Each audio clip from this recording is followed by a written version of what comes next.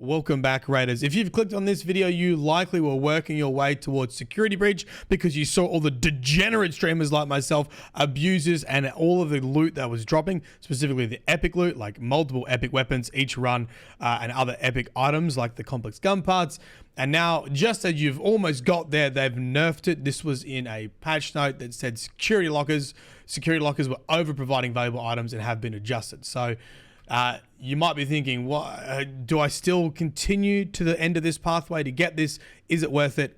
I don't know. Well, I'm here to tell you exactly what drops. I did 20 security lockers. I was actually trying to do 100 security lockers to give you the best stats, but my God, Stella Montis has really brought out the PvP-ness in everyone, and there's a lot of PvPing going on at the moment, and 20 was about all my sanity could handle, but I think it gives a really good insight into what these lockers now drop and if you should go for it or not, and you can make up your own mind because I'll tell you exactly what's in them.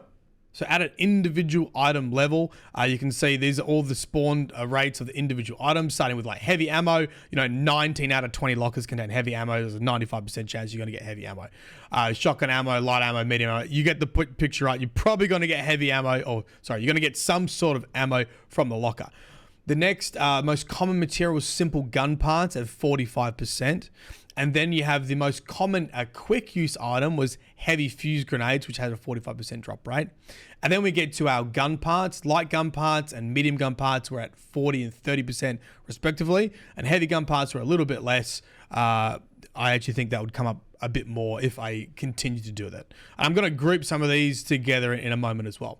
Other important materials is likely explosive compound at a 25% spawn rate. And this is used to make Wolfpack rounds. I still don't have the Wolfpack round blueprint, so I don't super prioritize this, but some people might, probably will. The first epic drop rate was the complex gun parts, which is actually at a pretty nice 20%. I mean, it's not like it was before, like it was almost 80, 90, felt like every run you were getting complex gun parts, but it's at 20%. Then our first weapon was the anvil at 50% drop rate, followed by renegade and osprey at 10% each.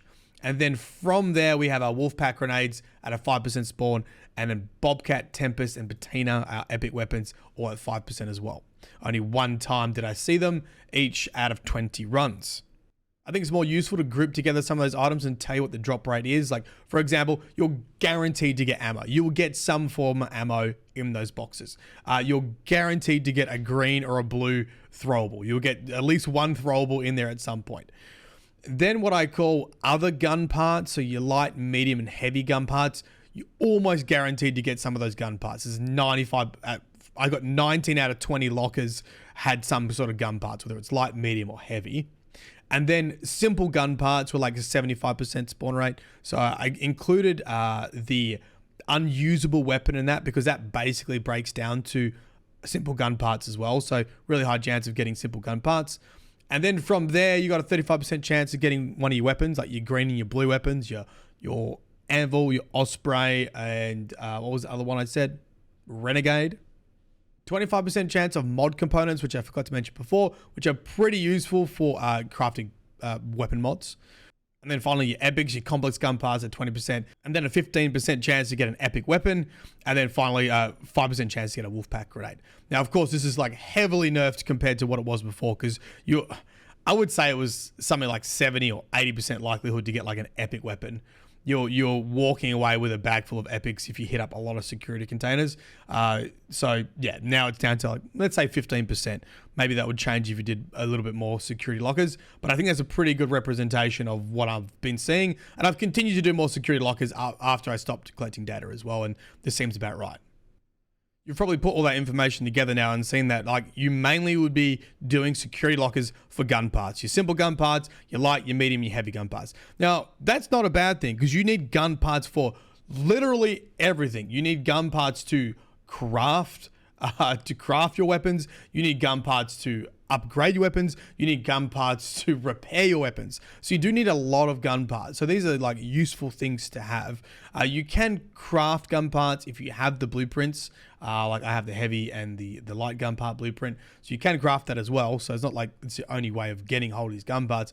But I think efficiency wise, it is an efficient way to get hold of gun parts and have a stock of them so you can craft weapons. And that's kind of why I went into this tree. Like I wanted to go into like the crafting tree, and this kind of felt like the crafting tree, and that's what I've used it for. And so it kind of delivers on giving you gun parts. Yes, it's not as many, it's not as good as it was before, but that's how you need to consider it now. Like you're pretty much using these security breaches for gun parts.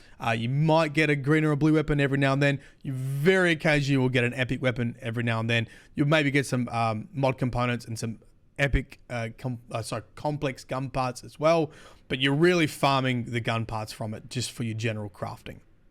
So is it worth it overall? I think it's a good perk overall to have. I actually also really like the survival tree. I think when this first came out, a lot of YouTubers were recommending the mobility and the stamina, which makes a lot of sense. But I've had a lot of fun with a lot of these perks, like broad shoulders increases your max weight. Looter's Luck gives you a chance to reveal twice as many items to get your looting a little bit quicker. You can get some more raider scraps.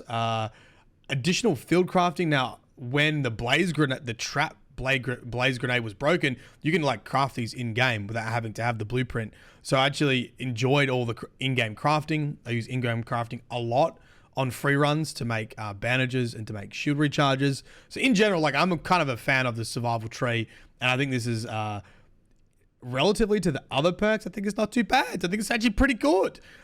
It's hard for me to know without going into all the other ones, but I think it's actually still worth going down that direction. So I probably wouldn't change. As long as you can get some of these mobility points and into your stamina, I think that's great. And I probably wouldn't change going from security breach if you're already headed that direction.